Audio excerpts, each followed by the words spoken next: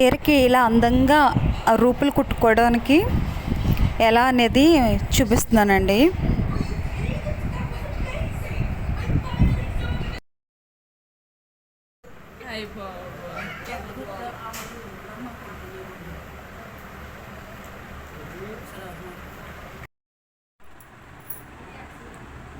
చీరకి రూపులు వేసుకుంటుందండి మా చెల్లి.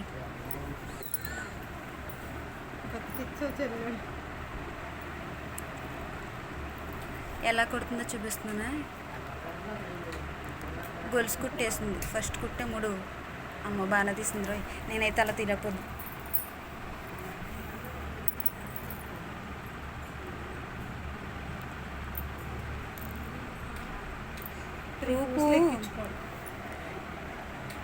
రూపు చిన్నగా ఉంటుంది కదా, హైలైట్గా కనిపించడం కోసం కొంచెం గ్యాప్ ఇచ్చి పూసలు గుచ్చుకుంటుంది అనమాట ఫస్ట్.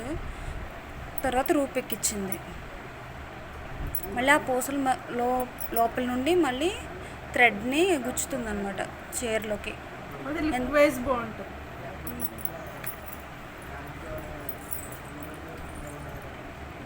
అంటే పోస్ అటు ఇటు జరగకుండా మళ్ళీ వన్ పోస్ సెంటర్ నుంచి థ్రెడ్ని కిందకి పెట్టింది.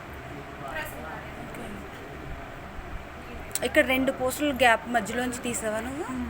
పోస్ అటు ఇటు కదలకుండా కొత్తదే తిరిగేసి నార్మల్గా తీసి స్టిచ్ చేసేసి మళ్ళీ గొలుసు కుట్లా ముడేస్తుంది అనమాట. ముడి ఓకే ఓకే. నాట్